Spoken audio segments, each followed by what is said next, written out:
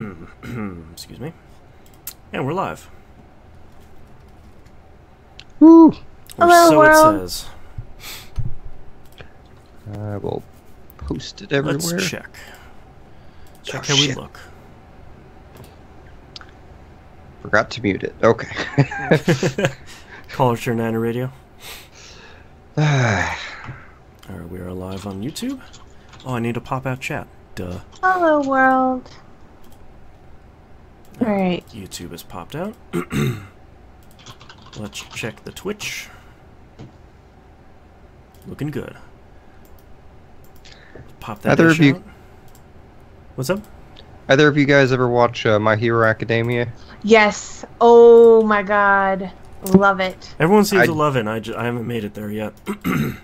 I signed up for Hulu this month to watch Runaways, and did not realize just how good their TV selection was, or in particular their anime selection. So I'm most of the way through second season on that right now. I'm not quite caught up, but it's kind of like, honestly, in a way to me, it's almost exactly like Naruto, but with half the BS. Oh yeah. Oh and, no. Superheroes. It's definitely like one of the best shonen animes. There's a good reason why it is really enjoyable. It's so a lot of shonen animes have like the same old Japanese way of telling a story, but My Hero Academia actually is very Americanized in a sense. Like in Japan, like it's all about like the power of teamwork and togetherness will have Friendship us beats all. friendship beats all, but like in America we have this very sort of like we need to get stronger and more powerful, and the individuals have to get stronger. Like there's this sense of individuality of a character getting stronger and not just like teamwork. Like teamwork's a part of it, but it's also like you kind of glorify a single character, which is why like the main theme of My Hero Academia is each person's trying to get stronger and work better at themselves instead of working as the whole team to get better, if that makes sense. Like I do like that the main character doesn't win everything. oh, very yes, it's one of the oh man. I like that the female lead, like granted she's mostly useless through the first season, but She's my favorite. second season, like she's just immediately starts powering up. It's pretty Oh great. yeah. Oh, You don't my have to God. wait, 9 or 10 seasons like you did for Sakura to freaking do something worth of crap. I would say the first season of My Hero Academia is really about grounding the main character into the story.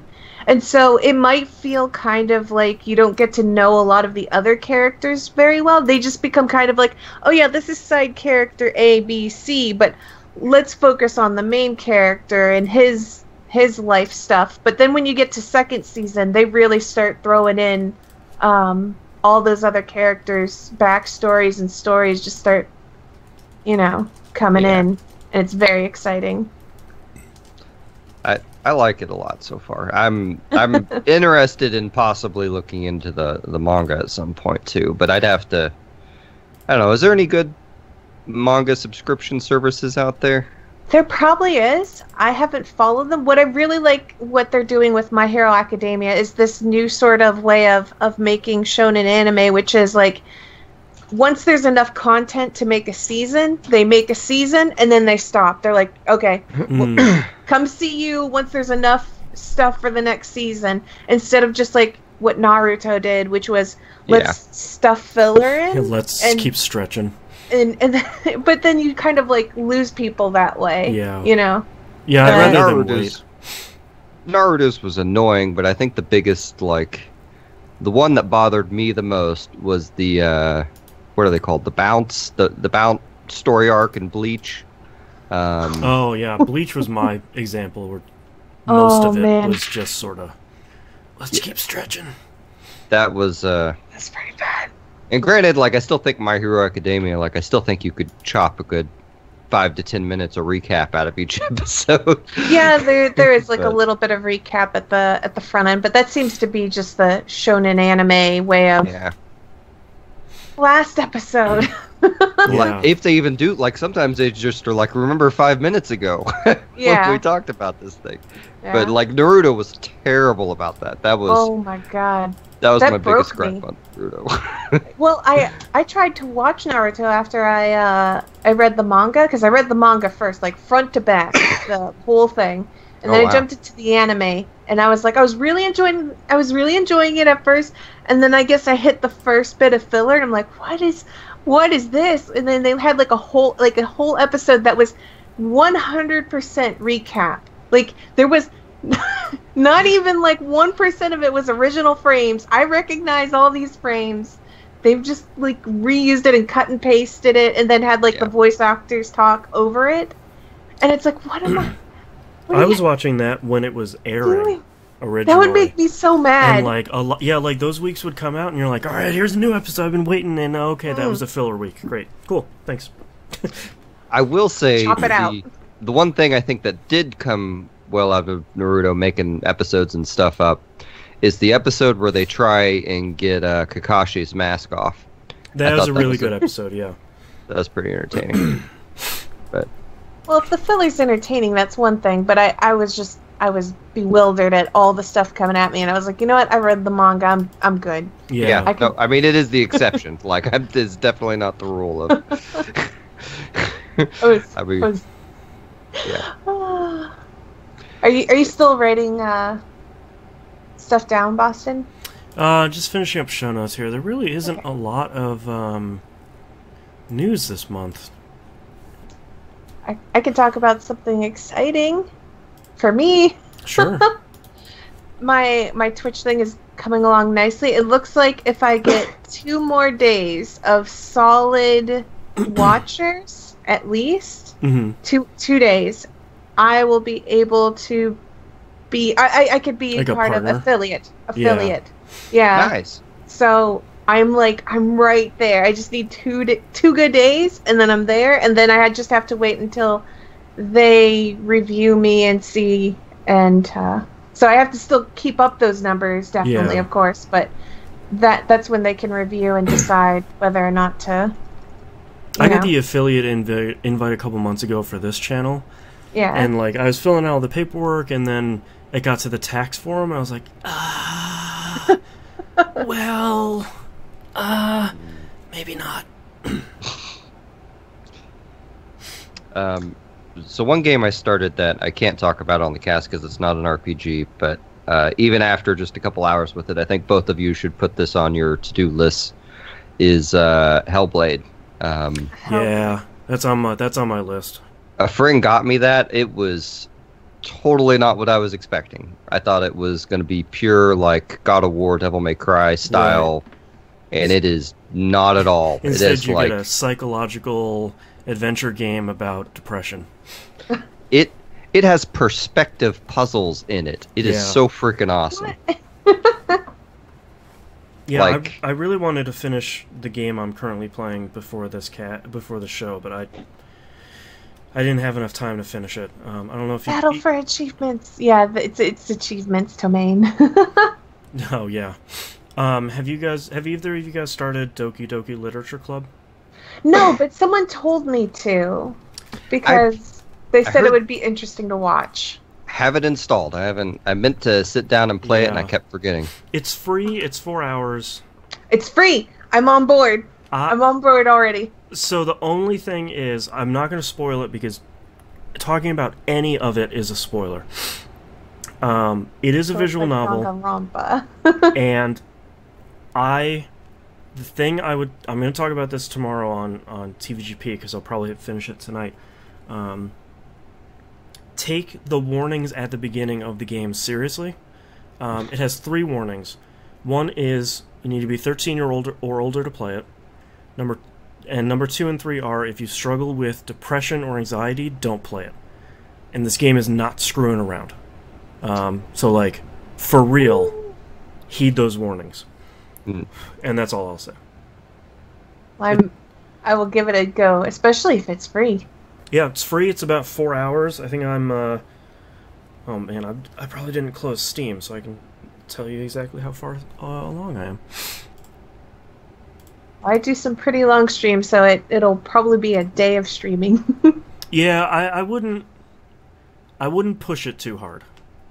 No? If you're starting to feel the game, like I have, I'm playing it in like 3 or 4 sittings. Ah, okay. Yeah. Well, I had to take a break from Danganronpa. I was like, oh man. Yeah, I have that up next on my list.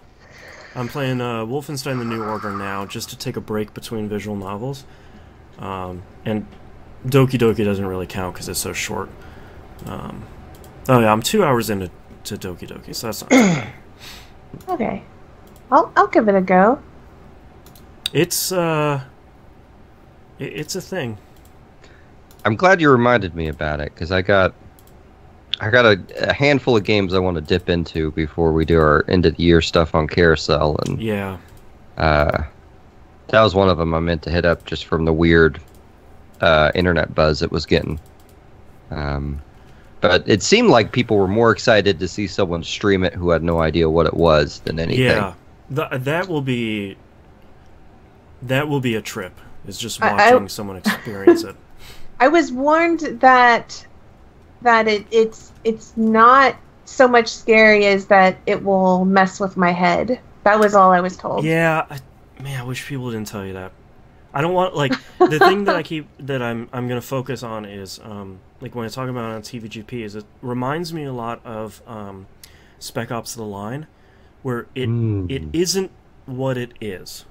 Like, what it is a very happy visual novel about you joining the literature club in high school, and like your best friend drags you along. But it isn't. And talking about what it is just going to spoil, the Spec Ops: The Line, the turn in the discovery. Is it like the first episode of School Live?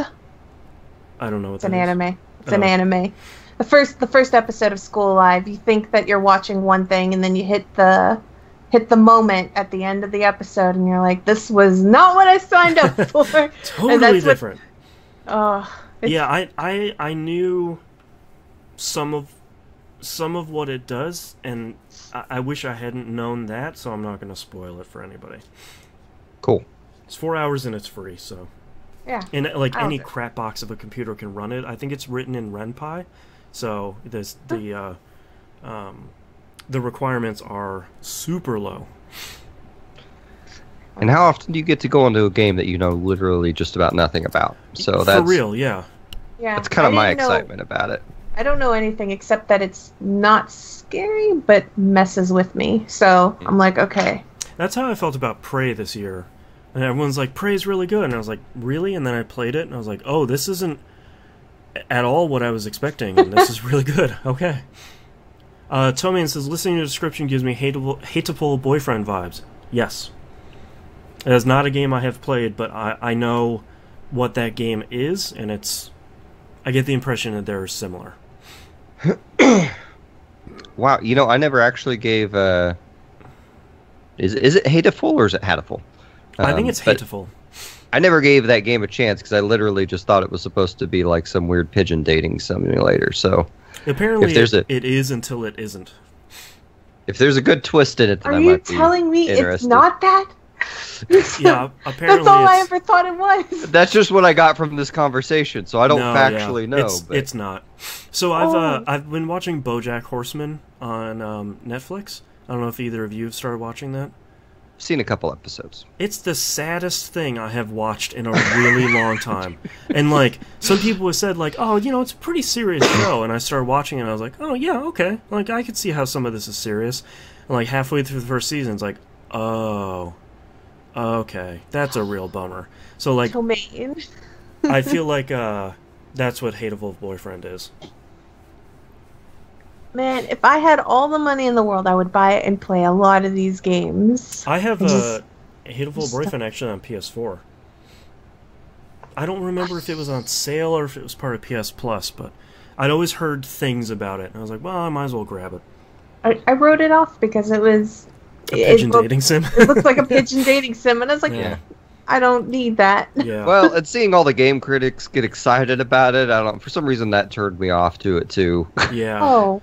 Like they never gave a wink and a nudge saying that there might be something deeper here than that. I didn't feel that's like the so. hardest part to talk about some of this stuff, where it's sort of like you want people to go out on a limb to play something that's pretty out of their wheelhouse, knowing that, you know, when something like Hateful Boyfriend takes a turn, it's going to blow their minds, without saying, like, it's, you know, when I hate people talking about a movie where it's like, oh my god, the halfway point, the twist was so good. Oh, it's like, well, now I know there's a twist, that. guys. Like, I'm not like a big, ooh, spoilers. I'm not a big spoilers guy, because I watch movies like 5 to 10 years after they come out, but at some point it's sort of like...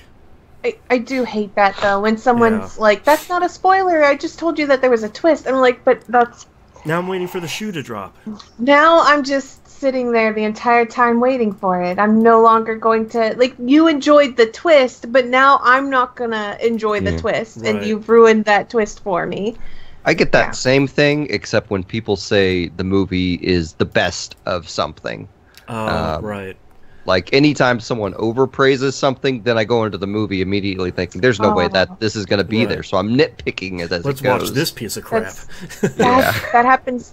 That kind of happens with me, too, when someone tells me it's the best of something. Although that didn't happen with JoJo. People told me JoJo was amazing. I went in and I was like, I don't know if this is going to be that good. I made it all the way to the end of JoJo, and I'm like, I need more JoJo. Where do I get I this? need to get back to that. I forgot to go back to that. It's so freaking good. Man. Usually what happens to me when someone's like, oh, this movie's so good, you have to see it, I don't see it. Not out of like malice or anything, but I sort of go like, I can't live up to expectations then. Like, maybe I'll just wait a while and let everyone cool down on it, and then like a decade later I see it. Well, and like... well, okay, I can't say this without it being super obvious. Let's just say I love Giant Bomb, and I love all their members. Right. But Brad kind of ruined Brothers for me. Oh, sure, yeah. Like, him, like, heaping that unrealistic praise on it, like, made me go into it, and instead of just enjoying this really good, like, coming of age and kind of family story and cool graphics, instead I'm going in and getting pissed off at it for various things or whatnot. Yeah, you're waiting for it to, like, reach the mountaintop and, like... Yeah. And it is a cool thing that they do in that game. I still think that's a good game. It just... I think I would have liked it a lot more without that amount of kind of unsubstantiated... And what I mean by unsubstantiated is, like, someone who has not played that game, you can't actually substantiate to them that it is going to be better than nearly everything else that year. That's another game, too. It's like 2 hours long, and it's one of those things where it's like, just spend the 2 hours. Just go... I haven't played it, because I haven't spent the 2 hours yet. But it's one of those things where it's like, just take this thing and go play it, and come see me when you're done. We can talk about it. Yeah. It's still a great game. But yeah. I'm excited to play it. I think I have it on PS4. I think they were selling like the physical version of it for $10. I was like, all right, I'll buy a physical copy of Brothers for $10. It's clever and takes you through all the emotions. So yeah, but yeah, I'm excited to start playing Danganronpa. Oh, I looked up the order of games, Mina. Yes. It's 1, 2, Ultra Despair Girls, because apparently that spoils the ending of 2. Then it's... It does. Oh, it does. Yeah. And then it's the anime for 3, like you had said, and then the game V3. Which is not confusing at all. Right. Watch Danganronpa 3 before you play V3. Yes. Yeah. Well, to my understanding, and this isn't really that much of a spoiler because I don't think they even say this inside the game, but it's kind of understood by the community, is that V3 is like their redux of the entire they're like series. starting A new which I can kind of understand in a sense, because the way they built the story, it's very hard to continue with what they've got going on. Oh, like making after the anime finishes, it's sort of like, we're done. Yeah, it just feels too finite, or it feels like you would have to make a lot of convoluted stuff happen where it's just better for them to be like, let's just wipe the slate clean. Yeah. And you guys, welcome to another Final Fantasy. Right. You know. You know Right. what you came here for. Let's have a good time. So I feel, but I still would play the first two at least the first two before going into V3. Yeah. At least. Yeah, I'd like to do as much as I can before I get into V3. If I can watch the anime, I need to figure out the best way to watch the anime, because a bunch of people were saying, like, you watch, there's like 2 story arcs, and you watch episode 1, then episode 1, then 2, and like alternate. Because there's kind of a cool 2 idea. sides. Side Hope and Side Despair, or something like that. Yeah, something like that. You go Side Hope 1, Side Despair 1, blah, blah, blah, blah, and then That's a you cool idea. reach a conclusion. I like when shows do that. Like, what was that show, The Melancholy of Haruhi Suzumiya? Yeah. I liked that show.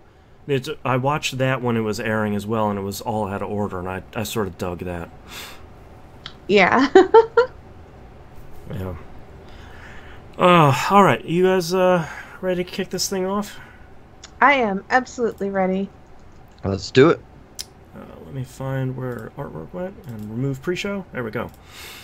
All right. Oh, we only have one release and one news story, so let's just not take a break, and we'll just do those. And we don't have any tweets or emails, so we'll just kind of wrap the thing up real quick. Should only take 2 minutes anyway, so. Excuse me.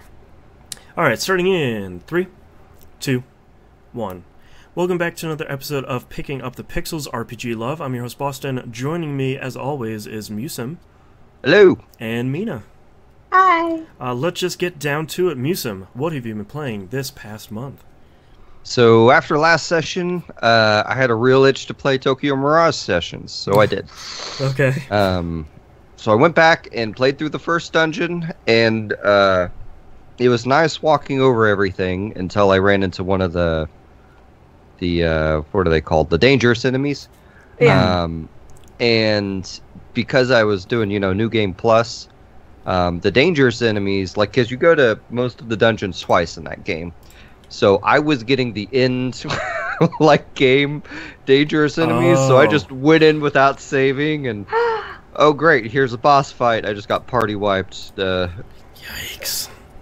Luckily, it was pretty easy to get that progress back, but, yeah, the other thing that was hard to go back to was the dungeon puzzles, because those are still in your way, and a lot of walking around and trying to remember. Like, the first dungeon, you have what essentially amounts to these 2... there's not an intelligent way to describe this. There's like a giant dress with 2 arms, and you hit a lever that changes the arms positions that take you to different floors. Oh, okay. And you have to solve your way through like 3 or 4 of them, and you can get extra items by going there. But overall, it's like, it's hard to go back to the dungeons, but it still feels really good to be in that world, because everything's so bright and upbeat, and it's very it's a really enjoyable game. It's a be in a good mood game. Yeah. But it's I really haven't played it since that first chapter, but that absorbed a good afternoon, and I'll probably eventually go back to it again. I'm just dreading the I'm pretty sure the next dungeon is the portal dungeon that you have to teleport around. Or no, it's the camera dungeon. Yeah. Which I hate just as much, and the camera things teleport you. Great. So I'm not looking forward to doing that again. But anyway, and then just continuing on the trek of let me start a game I've already beaten and barely play any of it. 2 or 3 hours into it. Yeah. That's pretty much what I did on Persona 5. I did not make it through the first dungeon because Persona 5's intro's, like 4 hours long. And so long. Right. Instead of skipping... Wait, did I say Persona 4 or 5? I meant 5. Yeah. You said 5. Okay. 5. You're good. Okay.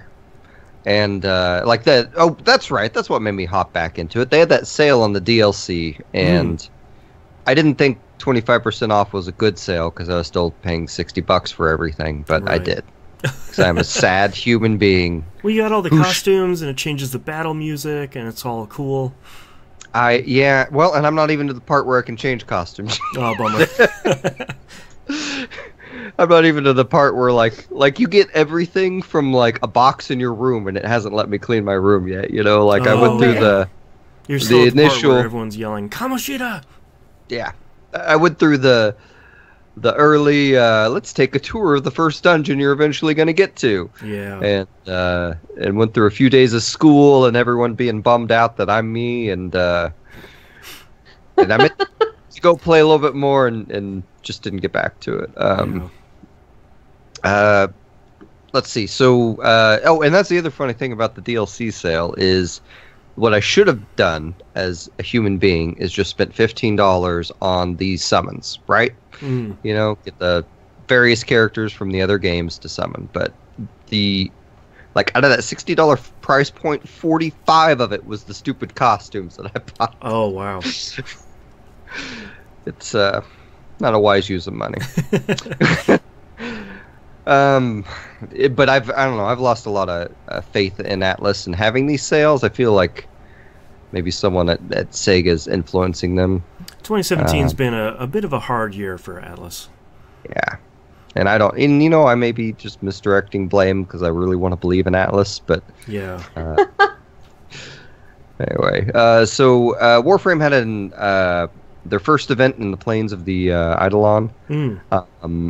They, I think I talked about it a little bit last cast, where they had this like meteor heading towards the plains that you could see when during Halloween, and it crash landed, and no one knew what it was, and then like it started doing radiation damage whenever you stood on it, and then it turned into like a infested invasion on the plains, and you would.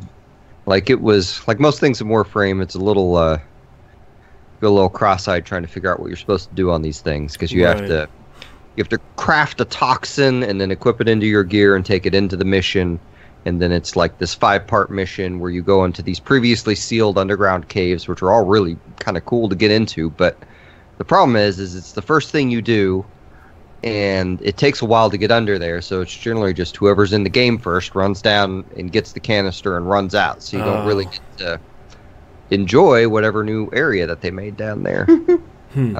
That's weird. Yeah. Anyway, it kind of summed up, and you eventually just gave the toxin to a drone who flies it into the crater meteor thing, and then it does a big infested attack, and the Lephantis, I think they call them something different, but it's the giant 3-headed Lephantis creature that you fight to get the Necros drops. Like, those start spawning, and you don't fight more than one at a time, but you will fight like 4 or 5 of them if everyone brought toxins and things. And then you rinse and repeat, and you do that about a dozen times, and you can get everything. They kind of copied Destiny in that they did the whole temporary faction thing for it. Oh, right. So that was, at first I was kind of annoyed by it, but once I realized how quickly I would get points, and like just like an evening or two of grinding, and I got all the items, and then from there it was just kind of grinding to get some extra resources to maybe build some of it. But I stopped grinding on the resources, so I haven't actually built anything I got yet. Right. But for the most part, it was an enjoyable event. The other thing I started doing in Warframe is grinding for a resource called Kuva. This is I know there are a billion resources in Warframe. This is they have such good names, too. Yeah, they basically, after you do, what the heck's it called? I should have written it down. Well, after you do the second dream, there's another mission that you do with your operator that opens up a new area that's like the Queen's Fortress or something of the Grenier. And it moves, like after you beat that cycle of missions, the fortress starts moving around the galaxy. And the Queen will send her minions to whatever planet she's by in the galaxy to siphon Kuva. So you'll go on these missions, and you'll find a big floating Kuva extractor, and you kind of fight her guards, and then blow that thing up, and then you get a Kuva resource, which previously I hadn't done because it sounded really complicated to me. It turned out to be to be fairly easy, which was nice because I had a bunch of equipment I couldn't make without getting that resource. So that was, I don't know. I thought I had heard people complaining about how much it dropped, but I was getting like 1,000 a run, and for my weapon that I was trying to make, I think I only needed like 1,000 or 2. I don't know. I may have that number off. It may be less than 1,000 a run, but it only took me 1 or 2 runs on these things, and they're all high level enemies, so it's a neat thing. Kind of just played a whole lot of games a little. So yesterday I got in the mail a game I've been meaning to buy for a long time, and I didn't, I had my birthday week I took off, and I had planned on playing some game all the way through then. But the problem I realized when I got there was that I had told my family that I wanted all these things. So then I had the danger of them buying me something that I bought, and I realized I could have probably just returned whatever they gave them, but then I'll feel bad for not using theirs. And so I got Yakuza 0 in and started that today. This is my first Yakuza game, although I technically watched Susie play a little bit of the intro of Yakuza Kiwami. So I kind of spent the afternoon today going through it. I'm not very far. There seems to be a twist an hour in it, so I don't...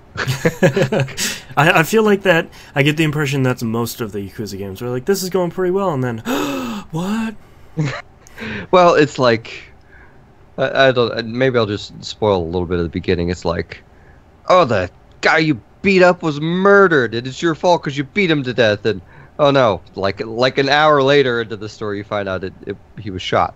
Yeah, and you're just that was I really liked when they unveiled that, because I had this guilt where I was like, man, did I just beat that dude to death? And then later I was like, oh, he got shot. Wait, he got shot? I was like, wait, but guns are illegal here, and wait, I didn't shoot him. Yeah, and I didn't because that kind of the first hour or two of the game is a lot of just kind of watching them talk and them setting up the world and some of the stuff you can do.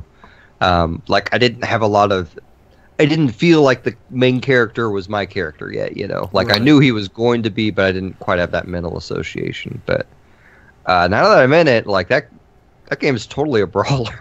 It's like a beat 'em up RPG. Yeah. Yeah. I know you kept saying it wasn't really an open world game, and I'm like, could he be mistaken somehow, even though he played it? But no, I don't. It's I don't know. I assume they're going to open up the city to some extent, at some point for me to do side missions and stuff. But yeah, it's a little frustrating at the beginning because you can see the whole city map, and that's the extent of what you can explore.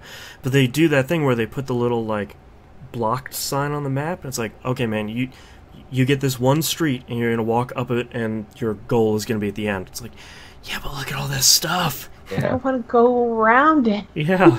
Where's the slot car racing? Where's that stuff? I really like that they gave you a follow button too.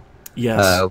Whenever I spent half that conversation walking around, and then I realized it said R2 right next to the follow this person whose name I already forgot, but your brother guy. The only characters I really remember are Kiryu, your main character, and then Majima, the other main character. Everyone else is sort of like, oh yeah, right, that guy. Okay, cool. And the villains are pretty memorable, but that's really it. I haven't ran into Majima yet, but it sounds like he might be a fan favorite if I'm hearing the internet right. Yeah, he is, and I like him a lot in Zero. I think it's 2 chapters of Kiryu and then 2 chapters of Majima, and it switches between the two, if I remember, or 2 or 3 of them. I really liked him in Zero, and I really didn't like him in Kiwami.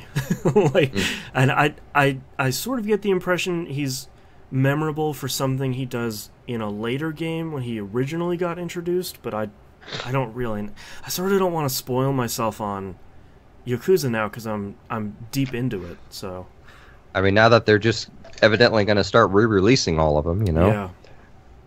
Although I will be playing Yakuza 6 when it comes out, so I guess I will all the way spoil myself. When does Yakuza 6 come out? It comes out in later. No, Kiwami 2 comes out this month in Japan. 6 comes out in Japan in like March, and Sega keeps saying that they want to have like a very short turnaround between when it comes out in Japan and the US. So I'm hoping it comes out in 2018 here. We might get another 2 Yakuza games in 2018. Well, and is Yakuza 3, is that when they moved to PS3? Or is that still on PS2? No, I think they moved to PS3 for that one. I just think the first 2 were on PS2. Okay. Yeah. So, are the PS3 ones ultra rare? No, I think the only one that's rare is 2. I think 3, 4, and 5 are all really easy. I think 5... Oh, let me dig in the gray matter here. I think 5 is only digital in the US. And I think 3 and 4 have cases. I have them back behind me, but they're buried. I think 3 and 4 are pretty easy to find. And then when can I play Dead Souls? That's the weird zombie one, right? You can skip it. Okay. It's like a side story where it's like a third-person shooter with zombies. I get the impression you don't need to. Oh, okay. I was hoping it'd be some weird like zombie alternate world. You said shooter and that turned me off from it, but I thought if you could get the same Yakuza characters being themselves but in a zombie world, that could produce some entertaining situations. But... Yeah, I was actually wrong. Yakuza 6 is coming out in North America March 20th, 2018. Oh wow. Okay. So there we go. I'm gonna step back real quick. I gotta go take care of something. Chat amongst yourselves. Okay. All right. Okay. I guess we're on pause then from the cast, or are we not? If you want to keep going, you can keep going, or we can just talk about. Okay. I was actually telling myself as soon as I find Yakuza 0 on a sale or something that I would probably get it, because I've heard like everybody just loves it. I've never met anybody who's been like, no, I hate Yakuza 0. So. Yeah. Well, and I got it from Newegg for $30, and they had free shipping. That's pretty good. I'm waiting for like that. Okay, it's too cheap. I must buy price. The too cheap. You might get it at a Christmas sale. I don't know. It was going down to $30 digitally on Thanksgiving, but I don't. That game is so weird about going on sale. Like I don't understand why it doesn't lower in price. It came out in like last January or February, right? Like something like that. I assume they just know that it's too good and a lot of people will buy it and they can keep it at the price that they want. Yeah. But it'll go down more. I have faith. I'm pretty excited to get into the Yakuza series. It's one that had always slipped under my radar that I've been curious about, but it seems it slipped under all three of us, and then only recently has come into our hands. Well, and making it available like that, like going back to a PS2 game that you've never played, and you don't have like that nostalgia to push you through, like that's kind of hard to do. What else is hard to do is when they're like, here, do karaoke in the game, and then it throws the karaoke screen up, and I'm like I did not realize, like it shows you two rows of buttons that you're supposed to press, like at that time, and I didn't know what I was doing. Yeah, I didn't either the first time. I never play rhythm games aside from that Persona one, so like I expected it to do the whatever thing where they just scroll a symbol one or two on screen at a time, and I completely flubbed that one up. Well, and the crazy visuals in the background would always distract me, where I'm like, wait, what's happening? I'm on stage now? There's pyrotechnics? This is awesome. Oh, that sounds amazing. Yeah. I did too bad at mine, I think, to trigger anything cool. Because the first half of the song, I'm like, so when do I start pressing buttons? Right. Yeah, because it's not like a normal rhythm game. They're going to keep singing. It doesn't have that, like, Guitar Hero. It's like, it doesn't really make an error noise. It was real funny afterwards, like, what's the guy's name? Kajima? What's the main character's name? Kiryu. Yeah. Like, he's at the bar, like this. He's, like, dejected. Yeah. Oh, that's so good. Did he have a drink by himself or something? And just... It was him and a drink, and then his buddy was buying next to him, trying to tell him to cheer up and that he'd get better at it. Oh, so good. God, I love these games. I want to play it so bad. Yeah, I look forward to playing more. So the recommendation I have for Zero is I would play as much as you want, all the side story stuff, all the side quest stuff, and then whenever you pick up Kiwami, I would just mainline that one. Because what I found is all the side quest stuff and everything extra in there wasn't nearly as good as Zero was. So I'm glad I played all that stuff in Zero, and I got like the good slot car racing, the good Sega arcade stuff, and I sort of did as much as I could then. And then Zero was like, oh well, this stuff isn't as good. The side quests aren't as good, so I'm just gonna spend my 10 hours and just kind of motor right through it. Gotcha. Good to know. Yeah. You didn't sound too happy with Kiwami on TVGP. It's pretty good. From a story perspective, it's pretty good. The stuff where they squeeze in Majima is, as someone who hasn't played the first one, it's pretty clear where they wedge him in there.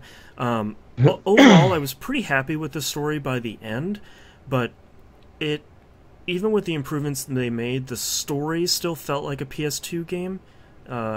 Even though that sounds sort of weird, especially coming off. No. Yeah, like that's not weird at all. I will have a game to talk about. I will have a game to talk about. It especially after coming off of Zero, which has just such a strong story from front to back, and ends in such a way that was so good. Playing Kiwami was sort of like, all right, it's good, but it's sort of a stepping stone into the rest of the Yakuza stuff. So. Gotcha. Okay, so I also dived pretty hard back into Fire Emblem Heroes. They did a big update and issued in Book 2. They are calling it like the second storyline, with kind of a new main villain, I guess. Okay. They also did that event style I hate called Tempest again. Yeah. But I gave it another try. And they made some improvements I really, really like. One is you get 2 matches a day where you get like a ridiculous like bonus modifier to winning the matches. So getting up to your 40,000 points isn't so bad. It also helped that I was watching My Hero Academia while I was doing it too. So actually, that was the main thing they did to it that made it better for me. I'm not sure of any other changes they made there, but then the other thing they did in the Book 2 stories, they gave you a free 5-star character, and they introduced a bunch of new systems that I'm a little paranoid to try out, to be honest with you. They're doing this. I think they call them. Correct me if I get anything wrong, Mina. I know you're playing these too, but they've added these.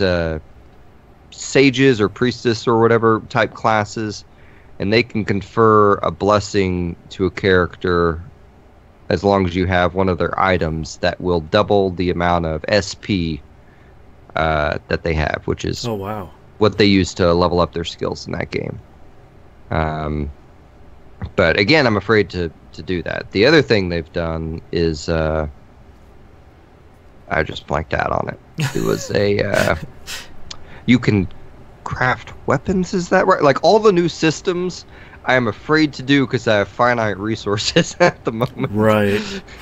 I am really bad about playing Fire Emblem Heroes. Like, I play it as in I log in, collect stuff, and I log out because I'm running like 4 different mobile games right now, and this one's the one that's just like barely hanging on. It's hanging at the edge. It's like, please don't forget me. And I'm like, I'm sorry. I guess it's 5 now because Animal Crossing. So I have 5 mobile games. Oh, man. And this one's just like barely hanging in there. It's on the last. Just say, I've always loved you as you step on its fingers. Gotcha. Okay. Well, they have a banner going on right now. There only is like a day or 2 left where they've basically put all the most popular heroes into it. Ooh, dangerous. I managed to get the Lynn, who's has the bow and arrow from it. She was actually my very first pull from it, which was amazing.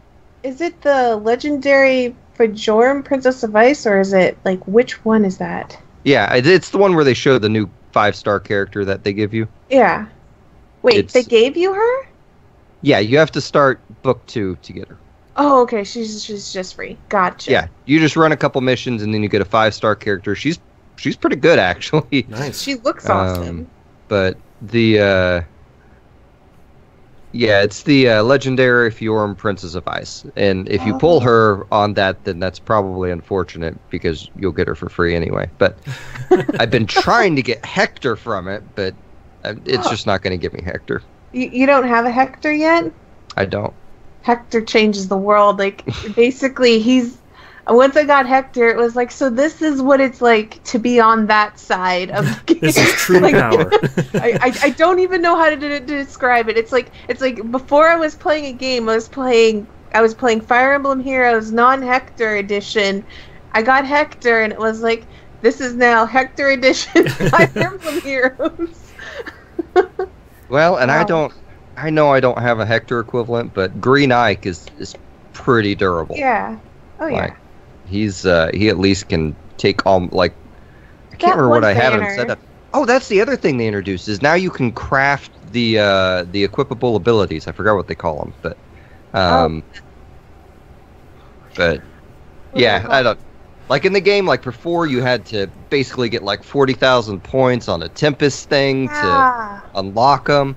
Well, now you can craft them with normal materials, and I went and crafted them all, and now evidently you can level them up too. And I've only leveled up a couple of them, but it's like you cannot damage my Green Ike from a distance. Like, he rarely takes damage, and when he does, it's just like 1 or 2. So he's incredibly durable. It's wonderful. Or at least in training in the story game, like, he doesn't get damaged. If I go into arena, someone will wind up damaging him. But I also tried out the new version of Arena. I say new. They introduced it like months ago. Arena Assault. I've been afraid of it. You're showing, yeah. Nina's showing us a field of 5 stars. Yeah. I was zooming in on Hector for Tomaine. Yeah, I wish I had Hector. I have a metric ton of 5 stars too, but no Hector. But I don't know. Some of my 5 stars are really good, I think. But anyway, I'm still enjoying that game and probably putting a little bit too much time in it. But the no, that's probably anything relevant I have to say about that. So, last but not least, I figured this one would transition, since we're all completely addicted to it, is Final Fantasy Brave Exvius. Oh man, I played a lot of this. Brave Exvius! Holy crap. I had some huge milestones this month.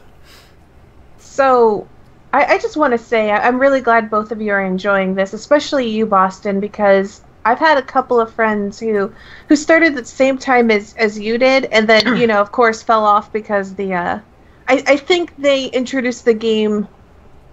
I wish, like, you guys could have had, like, the binoculars that I did, because I peeked at Japan, and I was like, oh, that's the future? And I was like, it's okay. Beautiful. It's glorious. I want that. But I was like, you know what? I'm going to stay on this horse, and I'm just going to, ride it across this rocky, terrible landscape, and then I'll get to the good stuff with the scenery and stuff later. But a bunch of them, like, even though I tell them, like, it's so much better now, they're like, no, it was garbage. I don't want to go back to that. I'm like, it's so much better. Really not that bad. It's so good. Yeah. It's pretty great. I like the 5-star or 5-star. What game is this? The rainbow drop increases, like like this last event, I think, was the first event I played correctly. Me too. It's so funny. Me too. Where I texted my brother and I was like, I'm actually doing stuff in this raid. Oh man, I'm doing great. Yeah, I normally, like, I would only take in 1 bonus character. Yeah. And this time I went, like, all Final Fantasy characters and discovered, like, the bonus was so large that it didn't matter I wasn't doing the hardest mission. Right. Yeah. And now I'm annoyed that the daily quest is to do the Final Fantasy 15 mission, because I've already pretty much depleted everything I want out of the out of the offerings. But what were your I think I know your milestones from Twitter and our chat, but yeah, I have spent the last couple months gearing up my Warrior of Light. If anyone's not playing, that's my primary tank. To pretty ridiculous levels. He has like 8,000 health at this point. Wow. And he is a beast. And I was focusing on getting him up because everybody else is pretty okay. I thankfully got a Riku along the way who is so incredibly strong, in a way that I really didn't realize, because her limit break takes virtually nothing to raise, and then she casts re-raise on your entire party, and it's so valuable. So all that stuff was in preparation of trying to beat the Gilgamesh trial, which I finally did. And then mere days afterwards, there was a bundle in the shop where you could buy like a bunch of lapis for like $3, and you got a sword that was even stronger than that one. It's like, wow, well, that's all right. Lightning dual wields anyway. Yeah, dual wield. Yeah, and then I finished season 1. On to season 2. I was honestly a little disappointed with how season 1 ended storyline-wise. I thought it was cheesier than I really wanted it to be. I won't spoil it for anybody because I know a lot of people are sort of in progress with it like I was. And I'm on to I taking a little bit of a break before season 2, mostly because I played a lot of this trying to wrap up season 1. And I don't have anyone to use my Trust Moogle that I got as a reward on. So I locked that thing. I'll save it for another day. But yeah, I mostly just pulling a ton of units, and still none of them are TG Sid. So now with the rainbow increase, I'm hoping. Either that or maybe the 5-star ticket. Maybe? Yeah, there's a 5-star ticket coming the end of this month. I think it's the 28th. Mm-hmm. So, yeah, that's my hope. My 10+1 tickets have not been pulling any rainbows lately. No? Which is a real bummer. I got a rainbow. What was it? I pulled something. Oh, I think it was another Dark Fina. I got another Dark Fina. I got an Ayaka as well. Ayaka? The white mage with the oh gosh. From which game? I don't think she's from any game. I think she's from this one. Ayaka. She is the super white mage. Oh yeah, the one from the one that looks like almost like a samurai. She's got like that crazy blonde hair that just like goes whoop in a long ponytail. She's got a crazy build. I'll have to break down what she is later, but she's one of what I guess most people would call like the literal top tier healer. Oh, she's just at the very, very top. There's nobody that can come even close to her. They're not even coming near her until another 5-star releases, which is going to be Fina, except it's going to be a Super Saiyan version of Fina. Okay. Yeah. I need a better healer. I'll have to see if I have Ayaka. If not, I'll just have to pull really hard on that banner. She's a 5-star, and she's really, really strong. I would say that like the other healer that most people would go with that they have is Refia. Refia is kind of like the 4-star healer that everybody uses until you get like something better than that.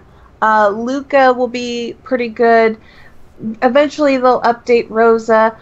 Garnet, if you haven't, if you have her, is actually kind of important because she's a summoner, and she's I think the only summoners that beat her are the 5-star summoners that you have to pull, and so she's kind of like the, I guess the what would we call the free-to-play version, the kind of like the common one, yeah. Because anything worse than that, you're just using Rydia, 3-star Rydia, right, or whatever. But yeah, go ahead. The only one of those that I have that you mentioned is Garnet, and I Garnet, yeah. Garnet. I don't. There's a town in Tulsa called Garnett, so that's how my brain translates her name in my head. But I don't. I've been using Beach Fina, I think. Yeah. Beach Time Fina is still my primary healer. She's pretty good all the way up until the end game, but like where I'm at right now, I'm really itching for a healer that can do double heals when I really need her to.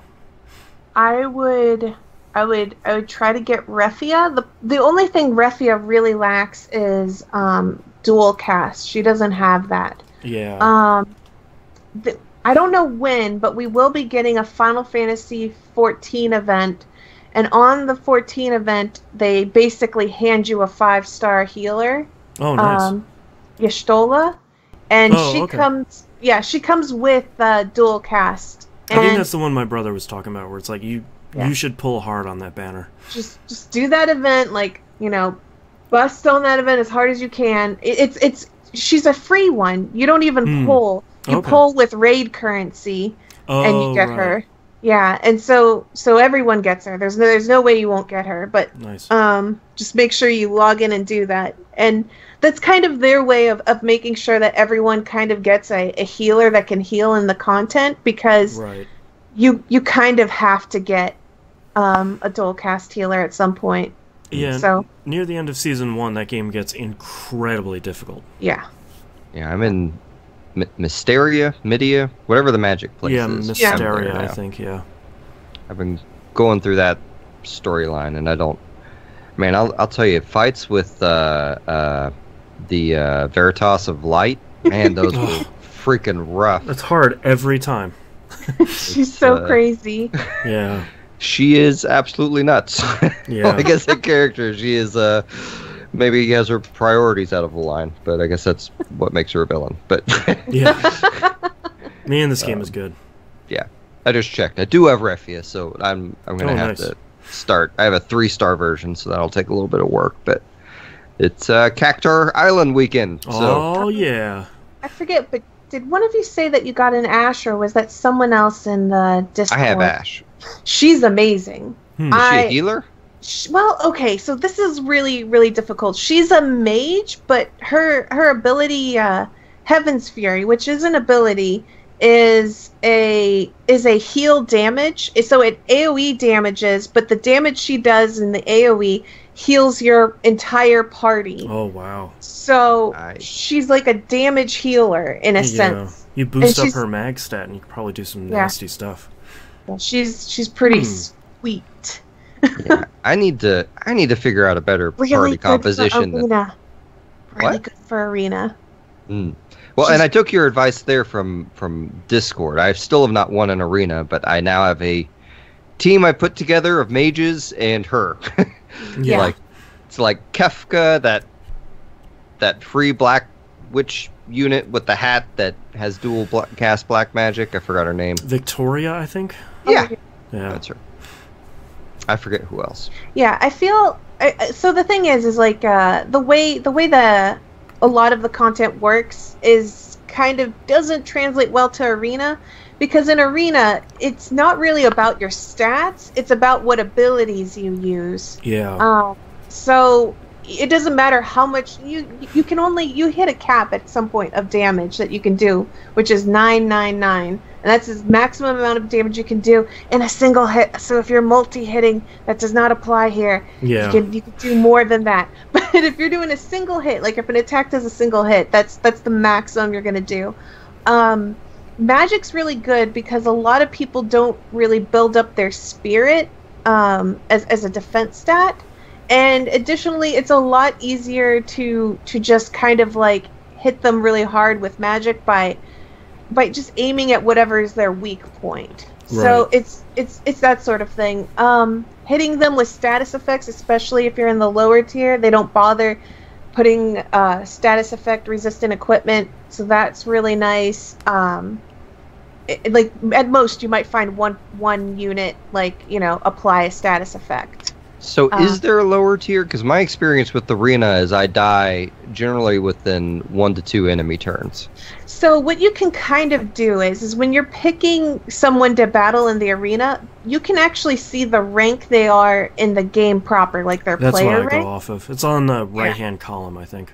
Yeah, so if you see someone in there and you're like, this guy's rank 150-something, don't pick him. He's gonna stomp you. Yeah. Don't pick him. Like they could be me. Like I could be in like the lower tier of the arena because I didn't battle much that week, and I'm like rank 157. You come against me and you're not gonna have a good time because I have like my entire team's like completely ribboned out with immunities and all of their weapons they've got equipped deal status effect damage, so like I think like one of my units can AoE hit and he'll just petrify your entire party. So you do not go against somebody ranked like me. I usually aim for like 40s and 50s. Those ones for me, I have a shot. I think I'm rank 59 in the game, so. And if not, then like I pick the highest ranked person and just hope they finish me around and then just get a new group of people.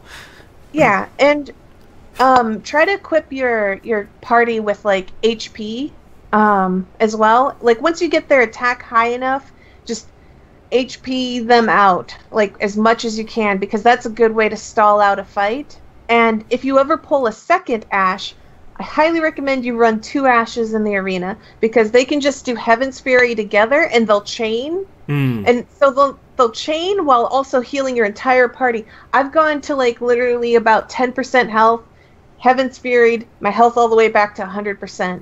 Nice. If you bring a Warrior of Light like Boston has, you can have him do like the team party soak, and he'll just tank all damage. Tank it all. Yep. So there's a lot of gimmicky things you can do in Arena. It's just you got to kind of play it a little differently than the regular part of the game. Yeah. I'll give that another stab. I'll tell you, one of my initial things was just that none of the characters that you were recommending for me to use were leveled up whatsoever. Yeah. And I tend to just immediately use my Cactars for everything. I now have Ashe up to, I think I just got her to 6 stars. Nice. So now, take her or maybe all the way. 5 stars. She is useful not only in like just Arena, because the other reason why people love her in Arena is she never gets locked out. So if you've ever had like a unit that's just like, oh, you can't use fire magic this week, or status is banned this week, or black magic's banned this week, Ashe is never banned. So her Heaven's Fury works no matter what week it is. She's always available to go. The only thing she can be banned out of, I think, is like casting her Thundaja, which you will not be doing because you'll be casting Heaven's Fury. Right. like just cool. That. So good to know. She's a really good unit. Oh, and she's really good mage too. So for a lot of the Bloody Moon trial or Blood Moon trial that we have, she is like MVP for that as well. Good to know, because I was reading that Blood Moon description. Yeah, that's and I was intense. like, I don't know that I'm gonna try that. I'm not ready for it yet. If you built up 2 Ashes, and I think, who else did you say you said? I think I only have Garnet. 1 Ashe. You had Garnet. So 2 Ashes, Garnet. You borrow like my Marie and throw whatever else you want in there. I bet you could do Bloody Moon. So that's like it's one of those fights that if you have the right team, you'll be able to do it. Bring Carbuncle as well, I believe. So if you have like basically you do reflect on yourself and just bring the magic damage in, and it's one of the easier fights to do. I just realized I have not checked to see when I can get the next Esper, and played a large. Like I think Odin was the last one I got. I was at that same point where like I rushed to get Odin, and the next time I checked, I had like 3 to get. It was like, okay. Yeah, I need to get on that, and I don't. I'm so annoyed. Like I have most of like 3 or 4 of my Espers are up to like level 25, and I just want them to get that final bump, and then go see what those boss battles are like to see if I can do them at all. And yeah, it just hasn't happened yet. Man. It was real depressing when they had the Bahamut thing a it's couple hard. weeks ago, and Oh, I'm so far away from that. yeah, It's so hard. cannot do that at all. That's actually where your Garnet will become super handy, actually, because she equips that, and you just bring on the Esper damage. You can, I believe, you can actually one-shot the Bahamut with a Garnet with Bahamut equipped. Oh wow! Awesome. So the right build, you can just roll in there and stomp him. Well, and I'm still trying to collect like decent items and weapons and things like that. You know, like I did pick up that sword they were selling for the 2,000 lapis. Yeah, it's really good. I spent way too much lapis a couple weeks ago. I just like I hit a weak will point and just like spent it all. I and need I'm it like, all. crap. I would say that bundle looked really good if you were a newer player to someone who's been around long enough. It was like, it's pass. Yeah. So. Yeah, I could see that. I just really wanted that sword to put on CG Sid. So it looked really good. But yeah, I could probably talk about this. Oh yeah, wait, the Ariana Grande event. I wanted to ask you guys about this because that was a really weird one to me. It really was. Like I didn't how they came up with a pop singer guest starring in their games beyond me. This is her third one, by the way. This is her third one. Yeah. Actually, this is her third event. Fourth Ariana. Yep. Well, and they gave you a free one, I guess, at the start, which I didn't realize, and she looks like she might be all right. I'm not sure how I use her. They usually give you a free one, and they're actually pretty good units. Pretty decent. Yeah. If you're wondering how she got in it, back when this game was like new on global, and not a lot of people were that interested in this game really at that time. I guess she had a picture of herself, and in the picture you could see that she had her phone, and you could definitely see Final Fantasy Brave Exvius, and she was having a good time with it. Yeah. And like that hit social media, and people were like, "Oh my God, she plays Final Fantasy Brave Exvius," and she was like, "Yeah, I love it." She's like, "I love Final Fantasy," and she's like, "I love this game," and I guess Gummy approached her at that point because they were like, "Hey, people on social media seem to like that you Please like help this. us. Would you like to make a character for the game?" And she was like, "Oh yeah, if I can get myself in this game, I want to be in this game." And of course, there's been like a lot of hate for it because they're like, "Oh, I don't want that in my game," but it's whatever. It's fun. It's not taking itself seriously. It's whatever. It actually brought in a ton of new players into the game too. So I was seeing posts and forums about people saying, "Yeah, I just joined the game because I'm a fan of Ariana." Yeah. And I'm like, God, that is so weird. Yeah, that's awesome.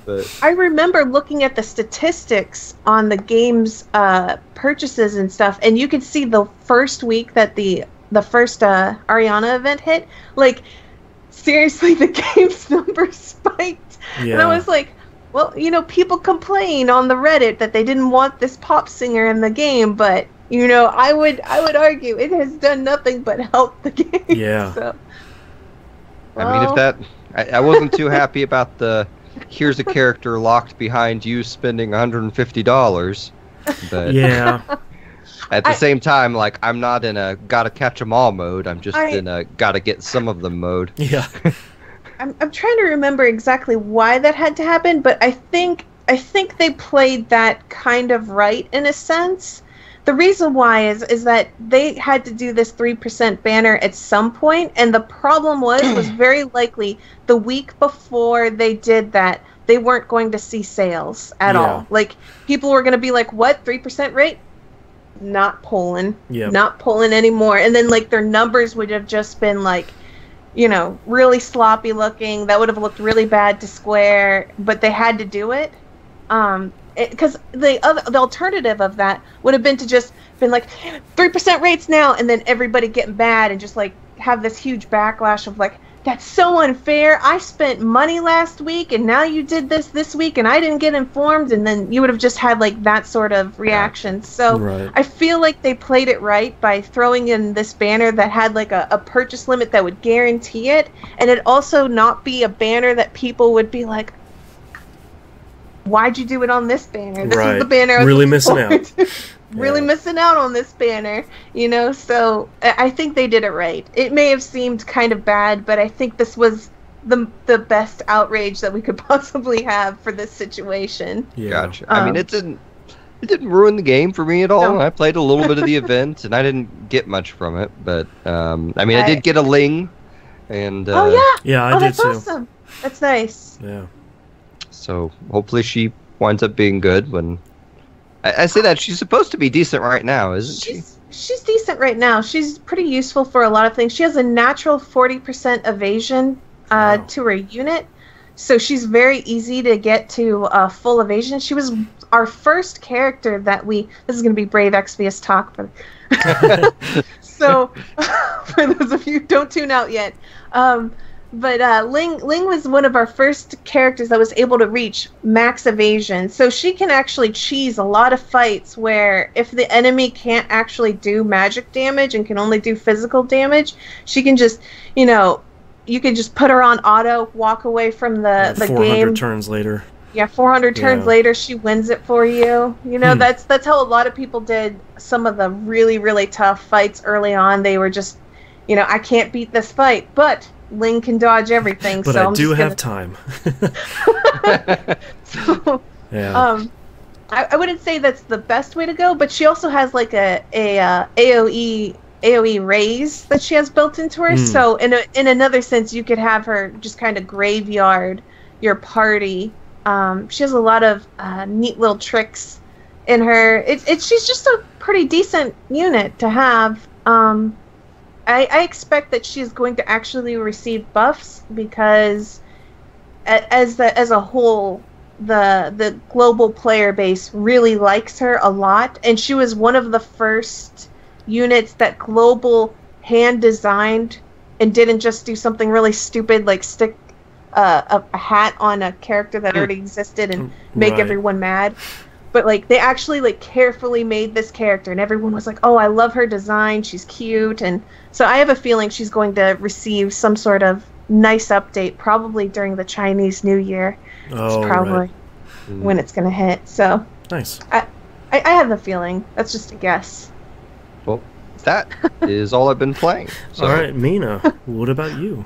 All right, so I'm going to quickly get through this other mobile game that I've been playing, just so that way it's out of my list. The Alchemist Code, which is a game that's also being run by Gummy, and I play a bunch of mobile games, but this one I actually want to talk about just because it's really truly free to play, and by that I mean you have zero need to ever pull. Do not pull unless spend money. Pull is what I mean. Of course, pull normally, but do not spend money. And here's why. So the game is more of like a tactics RPG sort of style. So and the way the pull system works is they have like nothing but step banners. That's how they all work. Every banner's a step banner. So they have a 500 character step banner, 500 currency step character banner. This is important because there's also a 300 equipment banner, and that gets confusing.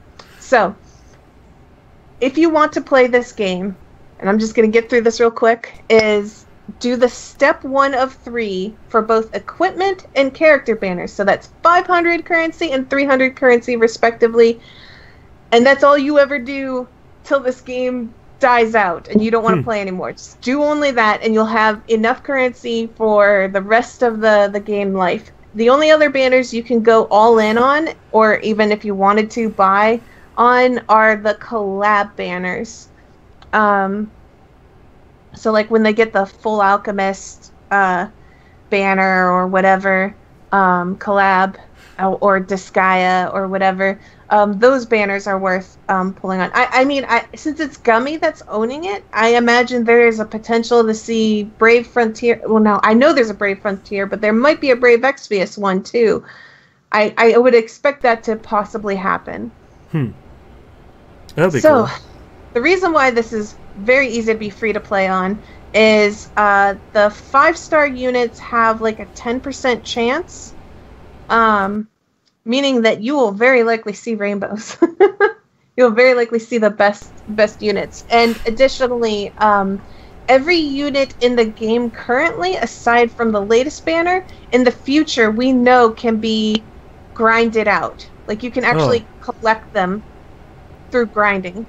It's sort of like what a Record Keeper was doing. Is like even if you didn't pull it on a banner, you could eventually save up the materials to pull them from the whatever they call it, Hall of Heroes or whatever it was. Correct. So you didn't have to stress out too much. Yeah, and but the way the characters are built in this game is like that is the gacha for the game. Kind of like how Brave Exvius is, like the characters are the gacha. Right. That is it. So in a sense, like this is one of the most truest forms of free to play I've ever seen on a mobile game. That's nice.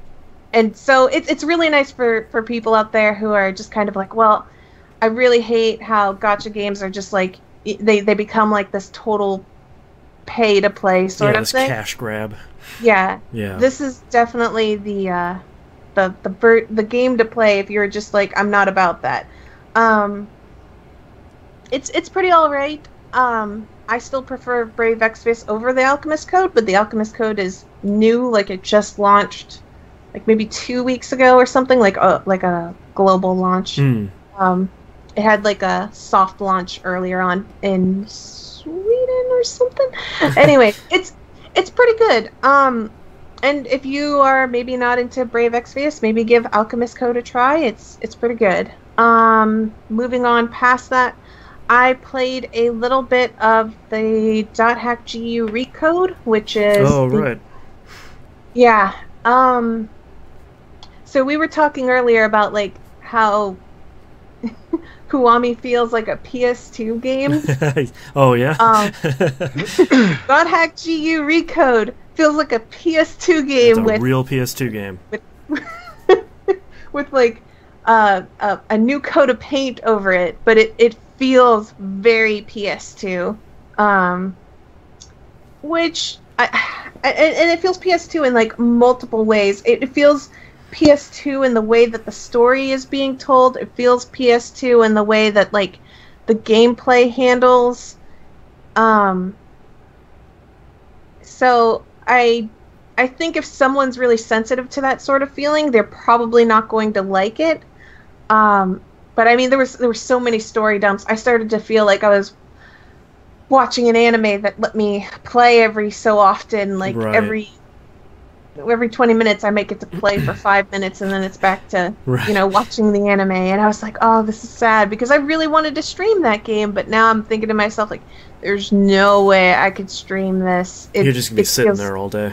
Yeah, and I can't be witty or entertaining with that. So I was just kind of like, all right, .hack.gu Recode, I'm putting you to so sorry. Sorry. I played This Is the Police on stream, and I think I'm doing really well at it. What day are you up to? I don't know. I'm past the day where okay, so there've been like a couple of like, I don't know if they're big choices, but they feel like big choices because they're like story beat sort of things. But I had to pick with either siding with one guy or this other guy. Oh, between Sans and Vega? Yes. Varga is the other one? Something like that. Yeah. Who did you side with? I picked Sand because I felt like... Same here. I felt like Vargas was really the upstart. He wasn't as organized as this, set organization that the Sans presented. I was like, well, why would I go up against the entrenched mafia? I guess I have this sort of feeling of like, do I want to sign up with the guy who's got everything together, or do I want to sign up with the guy who might just decide later on that he's gonna kill me from a bag of oranges? I have no idea. Yeah. So I was like, I'll go with the guy who seems to be at least, he's got it together. Yeah, he's got it together. If I'm gonna be backstabbed, I'd like to be backstabbed by surprise, not by like this was a foregone conclusion by a pro. Yeah. I don't know. So I sided with him. My thing is I don't know if you know this. Is there a way to like not sign up with the mafia at all? And no, then just... I think you have to do it. Okay. And if I remember correctly, from some other people that were playing it, I think there is an option to say you don't want to sign up with the Mafia, and eventually they take you out. Okay. Yeah. Because that's the thing is like, I agreed to it because I was like, if it had just been like screwing over this one guy who screwed up his life, it'd be one thing. But they presented like his whole like his daughters, my wife and my daughters. I gotta go. And I was just like, no. You're killing me here, man. They're innocent. I was like, dang it. Well, I guess so. I don't know. It's a lot of fun, but actually, I haven't done too poorly. I've had some people die. Yeah.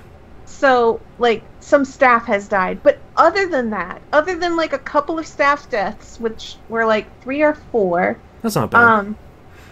Yeah, no, it's been smooth sailing. I've had like I've caught so many criminals. I've stayed on the up and up. I haven't had any like major pitfalls. Everything's been going good. So I'm like, did I get lucky, or is stuff really about to spiral out of control? Yeah, I think you're doing all right. I think you're making the right choices. If you can make it past like those first 10 or 15 days, I feel like you have a real fighting shot to make it the full 180. Yeah, it feels good. Moonbear in chat says if you don't sign with the mob, you get hit every time. Okay, so it's a non-choice choice. I see. Yeah. Well, I sided with them. There was like someone in the chat who was like, "Wow, why'd you side with the mob?" And I was like, because I didn't want this guy's wife and kids to get cut to pieces. That's the thing I like so much about this is the police is you continually have to do things that are so far away from your normal moral code, both as you as the player and as Boyd the character. Yeah. But it's all in service of, well, let's make Freeburg better. Like, I have to do these terrible things to get to the end goal, which is Freeburg is going to be better. And, I promise Freeburg will be better. And then you'll see where your decisions take you, because there's a couple different endings. Well, I'll be interested to see where that goes. Yeah.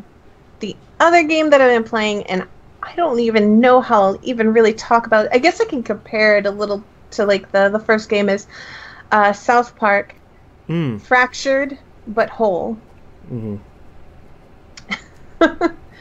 I said it very carefully. That's okay. It's, every once in a while that something slips out with an ambiguous title. So that game is, if you don't like South Park, you're not going to like this game. No. That's just all there is to it. If you can't enjoy lowbrow humor, if you can't enjoy someone making fun of everything, including you and everything you like. I mean, it's a faithful South Park thing because it's very very much a thing. Like if you've ever watched South Park and you're like, I don't like this at all. Like, just don't pass on both of these games. Right. And I had some reactions from people that did not like what was happening in the game, and because you were streaming it, right? Yeah, I was streaming it, and I didn't know how to go about saying this, but because the thing is like everyone gets a little upset when you don't go along with them. So the thing is that I tried to say this very clearly, is that if this bothers you, if like this game is going to bother you, it's probably best that you bow out quickly, right? Because this game is not going to start being apologetic anytime soon. You're going to be doing some stuff that is if it bothers you, just you'll be back with another game the next day. Yeah. Come enjoy some other game that I stream, because it's not going to be this one. But I guess the other thing was that the fact that I was not bothered or getting mad at some of the stuff being shown, and I can't be offended by South Park. It's impossible. It's a known quantity. It's been around for 20-something seasons now. Like, right. Yeah, you know what you're getting into. That's like getting mad at my cat for meowing, I'm not gonna... There's nothing I can do about it. The cat's gonna meow, and it's just what they do. That's just it. It's I came for South Park for this humor. I came for the that sort of thought-provoking another look through someone else's eyes and stuff, and just the jokes. The combat is different, and yeah, because they put a grid in this time, right? Yeah, it's different, but I don't know if it's better. Yeah, I liked the simplicity of the original one, where it's just left and right. We're gonna pick some attacks. But I guess what I also liked about the first one was I felt like the first one also was more complex in its simplicity in a way. Sure, yeah. And I guess this is hard for me to explain, but like, if you played Super Mario RPG, for those of you who didn't play South Park, if you played a Super Mario RPG, for example, or some other game that does this like mechanic Costume where, Quest.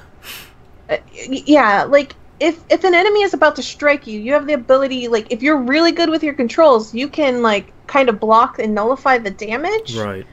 And so like that was like there's all sorts of like little things like that. Whereas if I'm playing this game, if I wanted to like, you know, negate some damage, I can just mash the X button over and over and over and over and over again, and like when the enemy hits me, it'll automatically it doesn't punish you for hitting it like too early or no too late. Punishment. Oh, that's a bummer.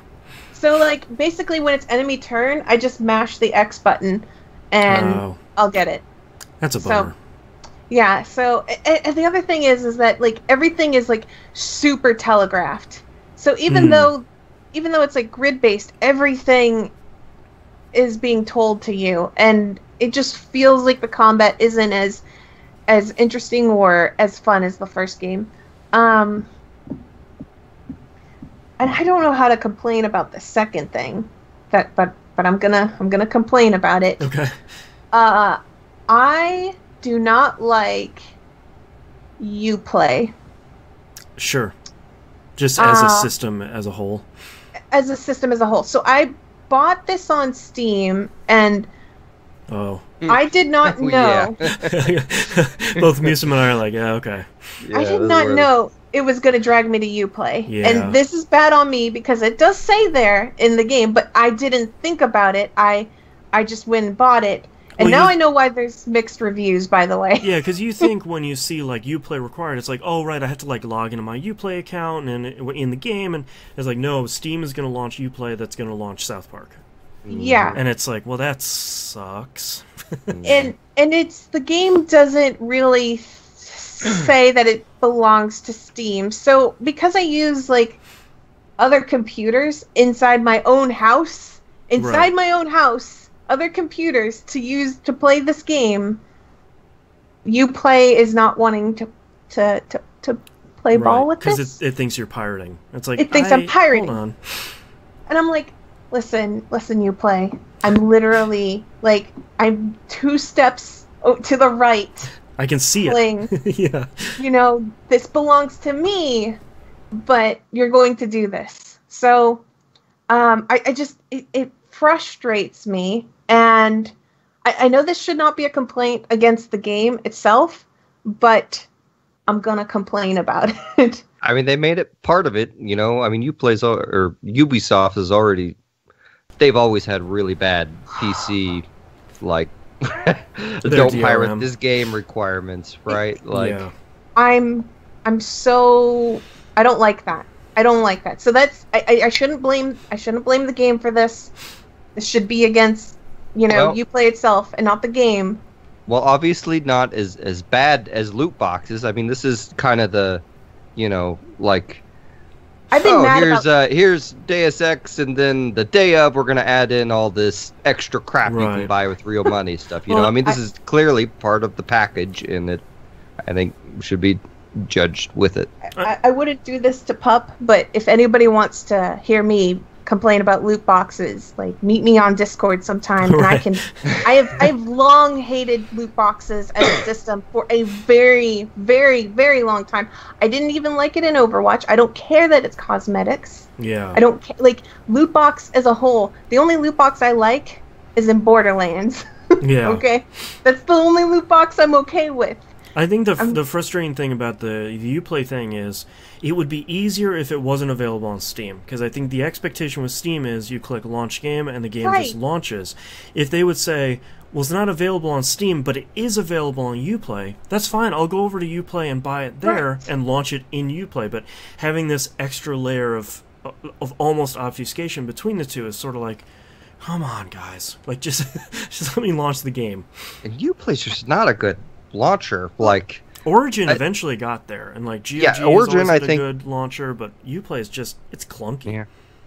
Like, GOG is fine. Origin is fine. I don't know. But had I known that it was going to take me to Uplay, I would have just bought this on console. I would have not gone this route at all. Yeah. This has been very upsetting. So, I mean, it's fine. Just real quick, and I don't, it's probably jinxing it, but Bethesda, thank you for not making your own Bethesda launcher system. Yeah, maybe, well, we'll Could see you E3 imagine?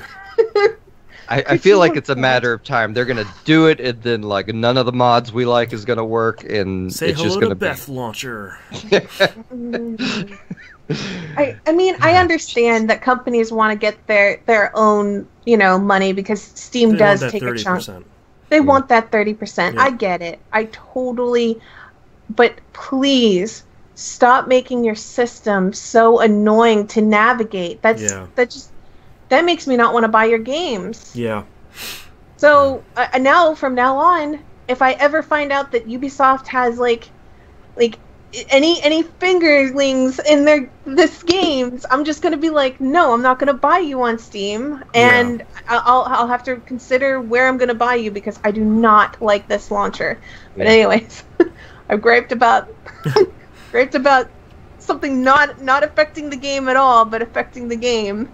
I don't know. There's like a lot of things they've done differently in this game that I don't know if it's worse or better. It does not take away from the actual, like, I don't know if you want to call it story.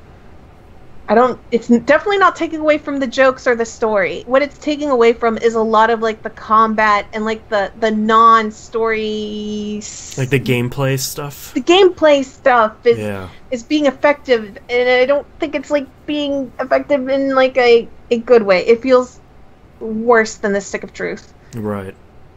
Which I don't want to compare the two, but I'm comparing the two. Well, that's why I was so worried about Obsidian not making the second one, because the first one was so good, and Obsidian is such a good studio. Yeah. And they finally got the time and the money to make an outstanding game, because those are the two like columns on a spreadsheet that have always sort of fallen short on every single one of their previous games, as they got rushed out too fast, they didn't have enough of a budget, and you look at Stick of Truth and say like, all right, they got 100% done this time, and it's really good. Yeah. And then for them to say, next game is made by South Park Studios, it's like, that's not what I was looking for. I wanted another Obsidian game, because they make good games. Like, all of them are good. Yeah. And I don't know what to say other than this. It feels like it could have been a better game under somebody else. Yeah. Like Obsidian. Like Obsidian. That's if you take anything away from it, it's just that. But the jokes, the story, the characters, all of that, how it like looks. every looks, it's all good. I'm enjoying it immensely for that, and I think that will carry me through all the way to the end. I believe I will laugh and have a good time with it, even if I don't like the gameplay as much as the Stick of Truth. Right. And I think that's why I looked at the reviews on Steam in regards to this, and it seems that everyone feels the same way as me. A lot of the positive reviews are refuting back that, like, well, the game's still funny and still good for me. I'm enjoying the like the jokes are still good and they're still landing. But I can read like the negative reviews, and the negative reviews are picking up everything that I've felt. So there's like a I don't know. I understand why it's mixed. Yeah. So I was pretty excited about the first game, and the second game I'm entirely with you guys. I lost a huge chunk of interest when I heard Obsidian wasn't going to be doing it. Yeah. Then they moved it to superheroes, which, okay, I like some of those episodes. I thought they were kind of cute or funny or whatever. Oh, that stuff's real good. I really like that. Yeah. But like at the same time, I also like just a sequel to the first one in general, I'm like, I don't know that you can. I don't know that that's gonna work, guys. Yeah. So really then, like the mediocre reviews hit, and I'm like, I'm just gonna sit this one out. I that's what the mediocre reviews are about. Everything I complain about, that's literally why they're like that. Right. So I haven't watched South Park, and this is gonna be slightly off. I haven't watched South Park season 19 or whatever beyond. Mm-hmm. A lot of season 19 and beyond is in this game, so I'm missing a lot of the inside stuff. I haven't watched in like 7 or 8 years. Yeah.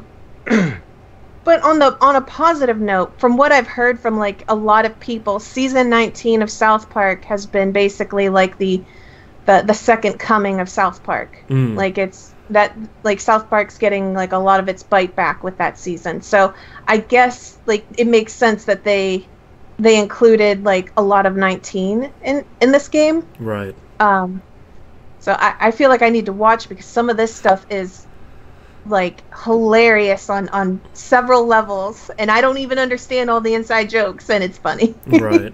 So it's, I don't know, like take away with what you will with that. If you think you want to stay for the jokes and stuff, go ahead. If you're really bummed out because it's not going to play anywhere near as good as Stick of Truth, then maybe watch a Let's Play. Yeah. Honestly, like I'm at the point with this game where like if I had the free time and it went down to $20, I'd consider it, but I can't even do that now. Like there are too many games that I want to play. This year's been too good to. It has been a really good year. Yeah. To do a mediocre game. Someone like it sucks, but someone from the community just got me that as a gift, and I was like, "This is great! Like, I will definitely play it now since someone got it as a gift." But like, I don't know where it's going to be in my pile. Well, it's definitely a game that I think you could burn through pretty quickly. Yeah. Oh gosh, I you know what? I didn't even talk about some of the best parts. I've just only talked about like the. No, okay. Let me talk about some positive things that this game has. The superpowers. Okay. I love the superpowers at the beginning of the game. This should not be a spoiler, because clearly it's got superhero characters on it. So you get to pick like your class as like a superhero or whatever, and that stuff's cool and fun. I like that a lot. And I've gotten to the part of the game where I can dual class, and I can have like 2 classes, and they extended my list sheet to have like 6 classes or whatever, and I can mix and match abilities. Nice. And I can equip relics and stuff that boost different abilities or whatever, and it's a good time. And plus all the characters wearing their superhero outfits, joining in with you and their stuff, and they interact with each other quite nicely. I think in this game, one of the things they did really nicely is there's a lot of chatter between them. I'm really enjoying Kyle a lot, actually. He's been great. His sass with Cartman has been some of the best. Just the two of them going back and forth. But even like some of the other characters that are a little more minor, just I never really paid that much attention to Craig on the show, but boy, have I been really enjoying his dialogue in the game. Yeah. It's really good. So, like I said, the stuff lands really well in terms of jokes and character interactions, and has made that pretty enjoyable. Yeah.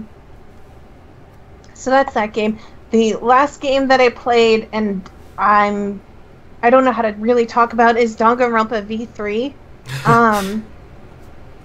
I'm on case 4 of the game, and I just completed the trial last night, and this game has taken me on an emotional roller coaster.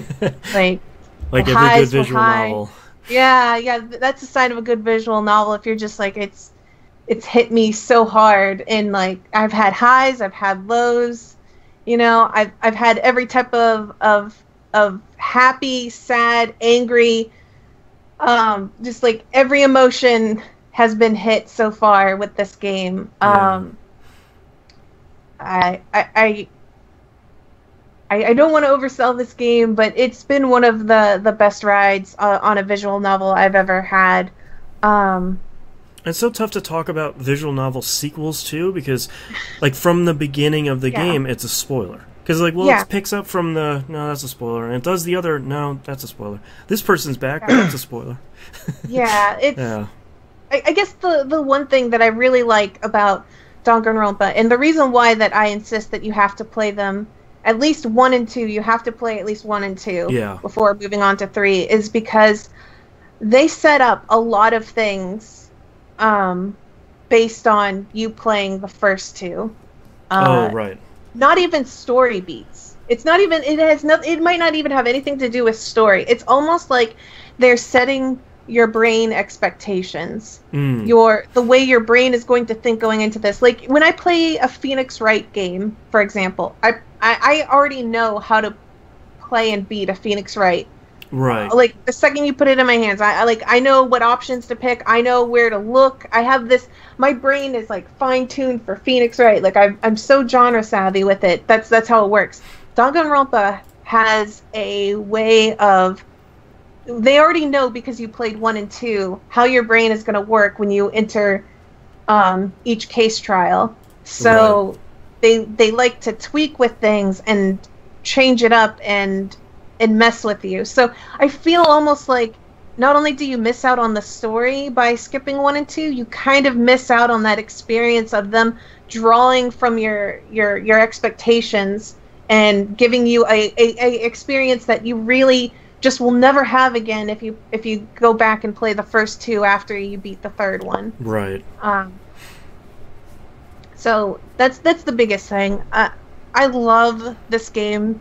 It is, if it stays where it's at, and I expect it to, this whole way through, I think it might be my game of the year, beating out Persona 5. Nice. I'm not done with Persona 5. I'm getting to it, especially with streaming. I'll get to it now, because I'm going to make it part of my streams. I don't see how even Persona 5 could not possibly have gotten me to this point, because within the first hour of Danganronpa V3, it was already making waves for me. And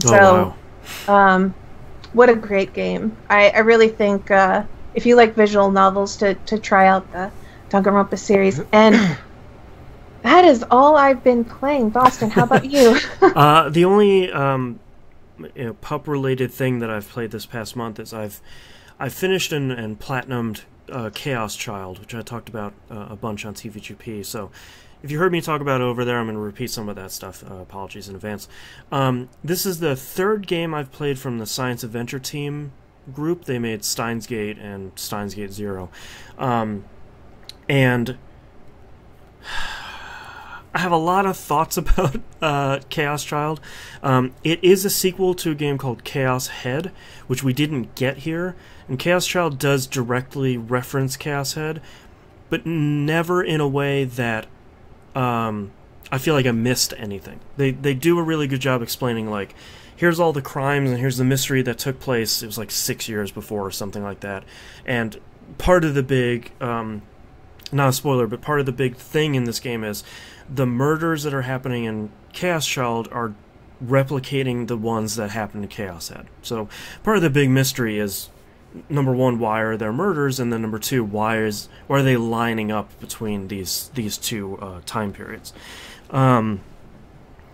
I really liked a lot of Chaos Child. I thought the story went some really interesting places, and I haven't played a murder mystery visual novel before, and I haven't played a visual novel that was spooky. It never really got scary, but it got tense and it got kind of spooky and atmospheric, which I'm not used to with visual novels, so that was pretty exciting. But on the other side of the coin, it's way too long. To give an idea of how long it is, my first playthrough of the game, just the normal ending, was as long as it took me to get all of the endings in Steins Gate. And then I had, like, all of the rest of the back half of Chaos Child to do. It was easily a 60-hour game to get all the endings, which is Wow. really, really long. For a visual novel. Yeah, and the worst part about it is a lot of the story is good, and a lot of the story is well told. The translation we got is often subpar, and which is a big problem with visual novel for a lot of obvious reasons. One of my big problems with it is because of its length. There's just so much text, and I can't. I really wish I could find a way to communicate this appropriately. Just the mountainous, torrential volume of text that is in this game for stuff that just doesn't matter. And because when they're telling the stories, when the story is talking about the murders and the mystery, all of that is really good. But when it's on the other side of the coin with the day-to-day, high school life stuff, a lot of that stuff is just way too long-winded and just really bad. And on the other side, the story went really interesting places for the normal ending story. All of the sub-branches, if anyone hasn't played a visual novel, usually you play it first and you get a normal ending. And then you unlock all these other endings, bad endings, good endings, and character ones and all that. I did all of those. None of those really lived up to the normal ending, which is... Oh, that's bad. Yeah, it's bad and sort of weird, because usually... The thing I like about visual novels is you go through the first... you just play... What I do is I play through the game, and I get whatever ending I get. And then I pull up a walkthrough, and I say, alright, how do I get all of the endings? And then I walk through, and usually all of those endings build and build and build, and by the time you get to the true ending... You get, the capstone on top of the story, and everything is revealed, and you get your fantastic ending to the story. I felt like each one of those additional endings never really hit the high points that the normal ending did, which is uncommon and disappointing.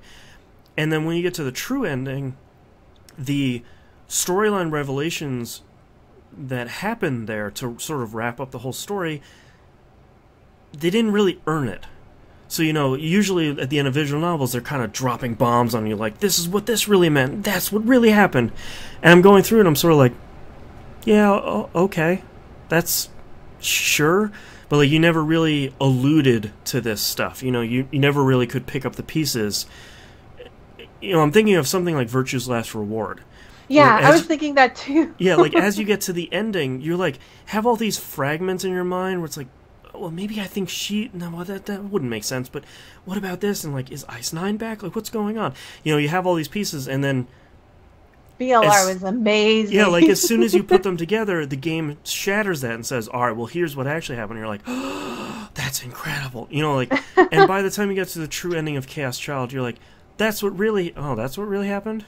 Oh, okay. That's a sad way to end. Yeah, especially since you hit such a high point at the end of the normal route, which is so uncommon. And then I really wish one of the things that I like Steins Gate did really well was your branching choices are all on your smartphone. And someone will send you a text and you have 2 or 3 choices to text them back with, and that's where your story did buy that branching. game, by the way. Yeah. I bought that game off of Steam, Perfect. so I'm planning on playing that. Yeah, I'm excited for you to play it. The game is... I like that. I think that's the game people should start with in the Science Avenger team. And Steins Gate Zero was fine, but not as good as Steins Gate was. And I think Chaos Child is probably my least favorite of this team's works, which is really disappointing because everybody was touting it, saying oh man, this is the one to play. This is... Chaos Child is really the one. Yeah. And I think one of my biggest bummers in this was the decision trees in this game they're called delusions. So there's basically when you come up to a decision, there's left half of the screen is blue and the right half of the screen is red, and if you hit L2, you get the blue choice, which is like a positive delusion, and the other one is the negative, or you can just bypass it and nothing will happen. I was really disappointed by these because the game had a very specific tone throughout the whole thing. It wasn't always serious, it wasn't always funny, but it had a consistent tone. My problem with the delusions is, if you picked the positive one, it was almost always like perverted in a weird way. And then if you picked the negative one, it was almost always like making fun of an anime or horror movie trope. And the tone of both of those, I have no problem with either one of those, but the tone was so divergent from the main game's tone that I just started skipping them because they didn't. It didn't add anything to the story, and then when the delusion was over, basically their character would go, but that would never happen, and then the storyline would continue, and it's that's the worst. Yeah, it's sort of like, well, I'm just wasting time on really nothing, and to get to the true ending, you have to manipulate these choices to such a crazy degree. You have to play it with a walkthrough, and I think they tried to come up with a good story, and I think they got... Steins Gate, for me, was so good because the science was believable, and the story was focused. There wasn't a ton of extra stuff. There wasn't a ton of exposition. There was just enough for you to really fall in love with these characters, and Chaos Child just kind of doubled all of that. And I think that's just... It's too much. It's too much for one of these games. And I still would recommend, Mina and I will wholeheartedly recommend 999 and Virtual Last Ward. Oh my gosh. The third one is fine. The Phoenix Wright series is consistently great. I really like the Steins Gate. Steins Gate Zero is fine. But I can't recommend Chaos Child unless you really, really love visual novels and you want to play all of them. And a lot of people are recommending this as your first visual novel, and I cannot recommend that. I cannot, discourage you from doing that enough.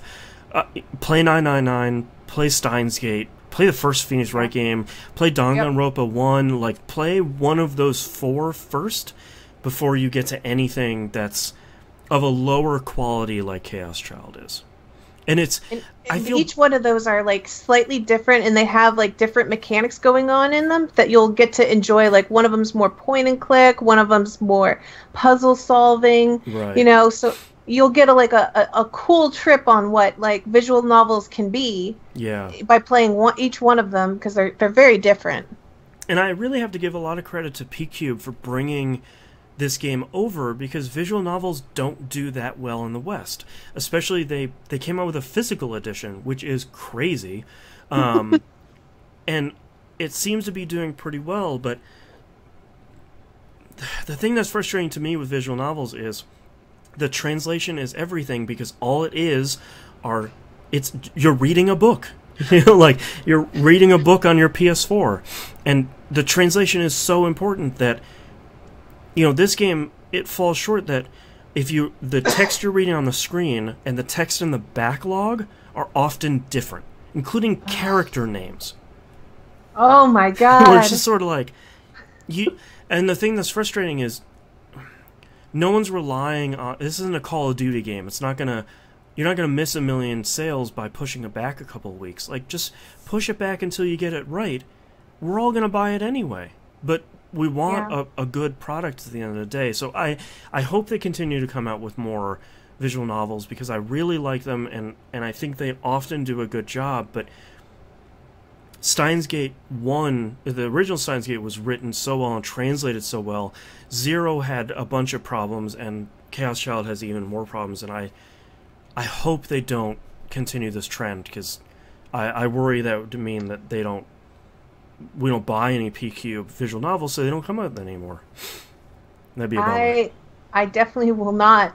I will not buy one of those until I get like a review on it saying like, no, the translation's very much fixed and everything. Yeah. Because I would not want to go into a poorly translated visual novel. That's so nightmarish. Well, it's like a shooter with like poor shooting. Yeah, like you don't shoot where the reticle is. It's like, well, that reticle's doesn't like flying work. all around the screen. Yeah, and that's why I still recommend Steins Gate, because I think the story is so well done, and the twists and turns are fantastic, and the translation is really, really, really solid. It seems like they got a great translation team on that.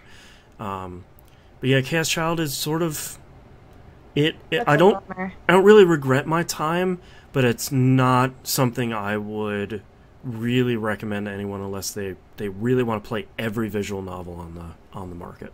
So, and honestly, it makes me sad that I don't understand Japanese, because I feel like people that played a fan translation, if there was one, or if they played it in Japanese and they are praising this so much, I feel like maybe I missed something.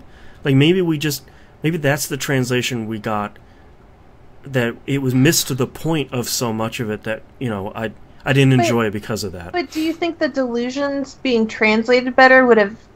No, I think the Delusions are sort of one facet of the game. I think the mainline story is pretty good. The Delusions were sort of like, yeah, all right. It's just sort of sidetracks that weren't really that great. But, So was it kind of like, did it feel like it was like just shoehorned in there? Like... A little bit, yeah. And okay. it felt like I really would have preferred, like in most visual novels, it just comes up on the screen and says, which one of these 3 things you're going to pick? And, that's where your storyline branches. But, so many of the additional storylines, including the bad endings, were like, all right, you need to pick positive on this one and negative on this one and pass up this one, and then the next 3 are positive. Oh, and it's man. just like, oh, man. Like, you have to play through it with a walkthrough at that point, which is sort of unfortunate. But go play Steins Gate. Steins Gate's really good. I can wholeheartedly recommend that. And that's all I've been playing, but we only have, maybe 2 minutes here in the end for news stories and releases, so let's move on to that. RPG releases for December 2017. Xenoblade Chronicles 2 for the Switch is out now. Ooh. I'm getting it for Christmas. Nice. Musum just posted a picture on Instagram of the cool steelbook that it comes in. That's really nice looking. Well, and I got the collector's $100 version or whatever. Okay. Just because, those Xenoblade games, they have a habit of releasing those and then having them disappear and be worth a lot of money. So yeah, disappear almost immediately. But yeah, no, like Switch cases are tiny, and that's like a tiny steelbook, and it's freaking awesome. It's pretty fun. And our only news story this month is, I want to be snarky about it, but I guess it's not really a given anymore. Atlas has confirmed that SMT5 will be coming to the West for the Switch. So yay!